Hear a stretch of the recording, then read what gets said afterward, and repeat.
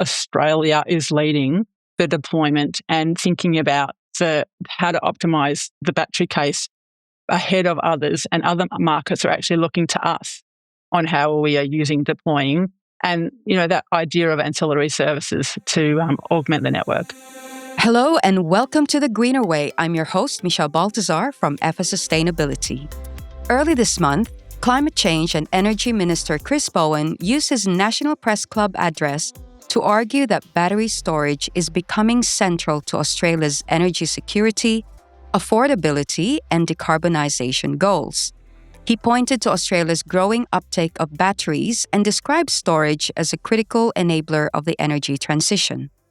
So that got us thinking, if governments are creating more favourable policy settings for battery storage, what does that mean for institutional investors? Does it improve the investment case? Is it more likely that more capital will flow into the sector? And what still needs to be done? Joining us today is Sonia Teitel, Co-Managing Director of Renewables Australia at Octopus Australia. Sonia has more than 2 decades of experience across renewable energy, investment, and project development, and she has helped grow Octopus Australia's portfolio of wind, solar, and battery assets. Sonia, welcome to The Greener Way. Hi, Michelle. Thank you so much for having me today. Now, before we get into batteries and policy, can you give us a sense of Octopus Australia's footprint? For example, what does the business do? What has it achieved so far? Your super fund clients, for example. And why is Octopus well placed to have a view on where Australia's energy transition is heading? So Octopus Australia has been in the Australian electricity market now for 8 years.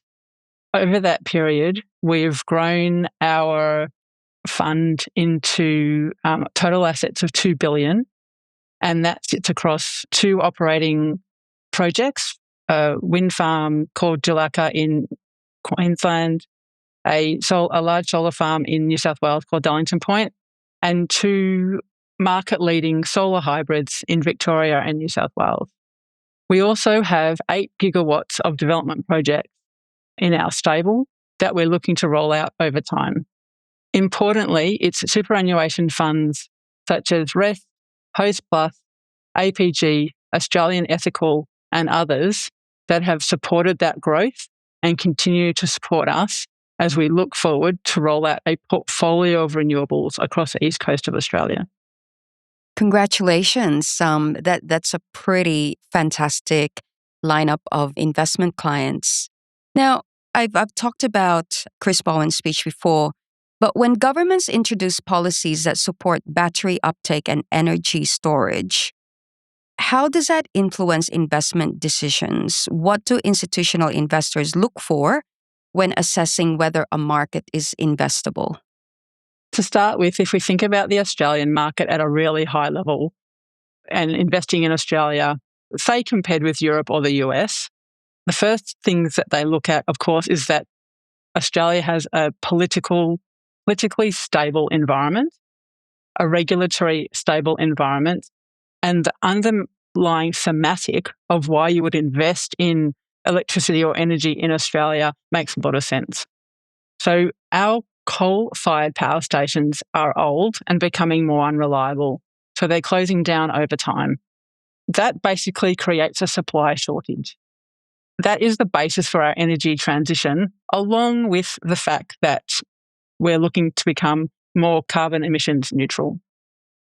That is the planning that the Australian government is doing, putting those policies in place to enable renewables and storage together to replace that ageing coal fleet.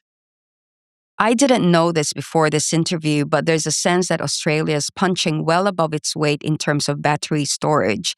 And again, the minister talked about how, despite Europe having a larger population base, we are now the world's 3rd largest utility-scale battery market. And to your point, we do have a stable regulatory landscape. Now, for investors, however, who may be familiar with wind and solar projects, but less familiar with batteries, how do battery assets create value exactly? What role can they play within a diversified renewable energy portfolio? When we think about batteries, the very first thing that we think about is how are they actually providing support to renewables to create a firmed product. So when you think about the fact that our coal-fired power stations are closing down, we actually need to replace that with something similar to baseload power, or at least to be able to specifically meet the requirements of our end users. Our end users don't want energy just when the sun is shining or the wind is blowing. They need energy all of the time. So it's that concept that batteries come in and complement a portfolio of both wind and solar. And people pay a premium for that firmed element when you think across all of those types of projects working together. So that's kind of step number one. Step number two is simply we already have existing solar and wind, generating electricity. And so as you have that resource being intermittent, batteries step in and fill the gap. So they absorb power, for example, in the middle of the day when there is lots of solar, and then they can discharge that power into the evening peak when there is higher demand. The third major category of revenue is what we call network support. So depending on where the battery is located in the transmission network, it can provide ancillary services to support the smooth operations of the transmission network. And looking to the overseas experience, are there international markets that Australia should be learning from? Are there any examples overseas where the battery investment and deployment looks like best practice? I would actually say the opposite. I would say that Australia is leading the deployment and thinking about how to optimize the battery case ahead of others, and other markets are actually looking to us on how we are deploying and, that idea of ancillary services to augment the network. That's great to hear. So it's not just gold medals at the Olympics we're leading in the battery storage market. Absolutely. What are the other key takeaways from Minister Bowen's speech that you thought would be interesting for prospective institutional investors to know? Obviously, when it comes to AI and data centers, it goes without saying.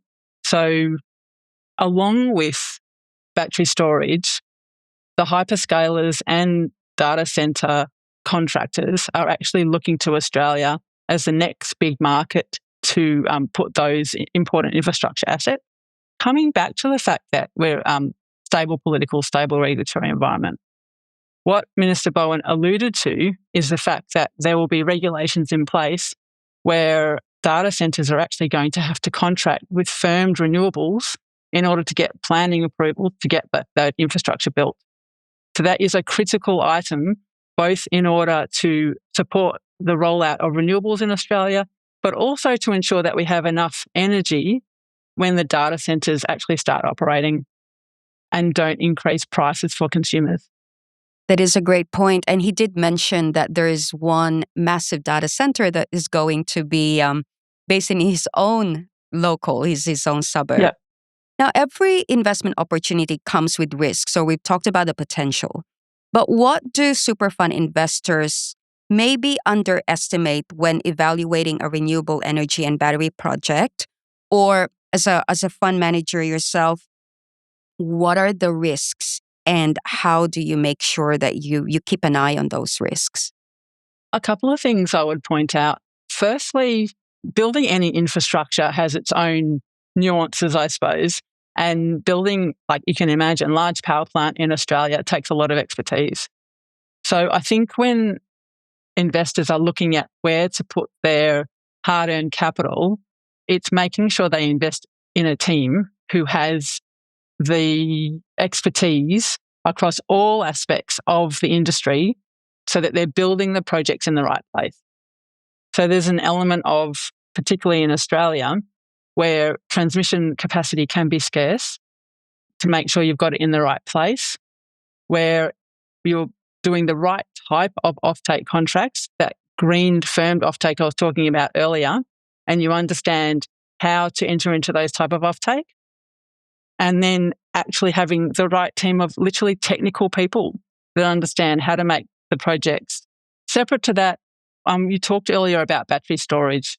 We always think about what portfolio we're investing in, because we are investing in the future of Australian energy industry.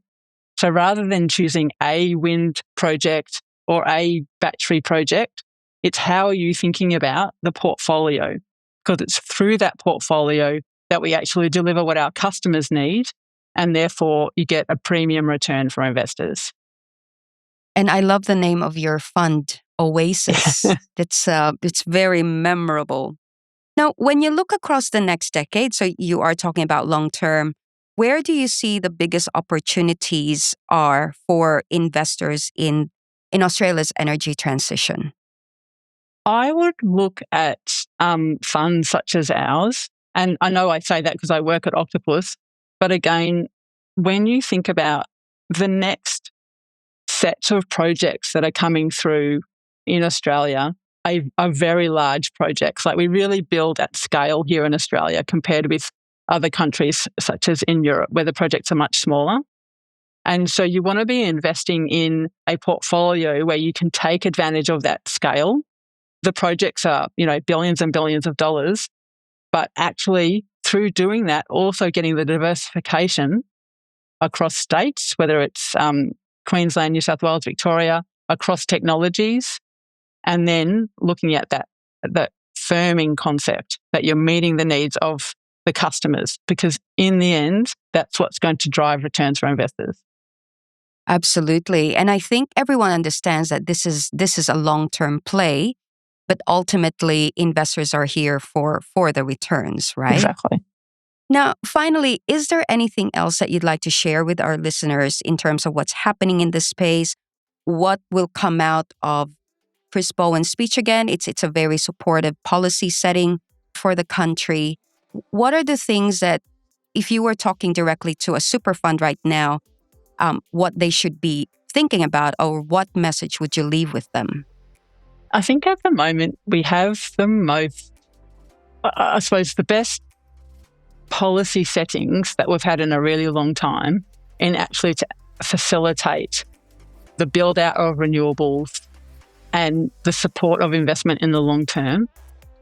We also have incredibly poignant fundamentals, coal coming out, AI data centers coming in, that kind of set the thematic for really in the long term. We're talking 10 to 20 years of growth here.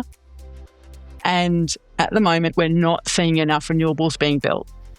So if you come in, kind of now is kind of the opportunity to be part of that transition as everything plays out. I do feel like this is the beginning of a new chapter for the renewable energy sector. Sonia, once again, thank you for joining us. Thank you so much for having me. Thanks for listening to The Greener Way. I'm Michelle Baltazar from FS Sustainability. Until next time. The Greener Way podcast is a product of FS Sustainability. All information in this podcast is for education and entertainment purposes only. It is not intended as a substitute for professional, legal, or tax advice. Before making any financial decisions, you should read the product disclosure statement, and if necessary, consult a licensed financial professional. For more information, head to the disclaimer page on the FS Sustainability website, fssustainability.com.au.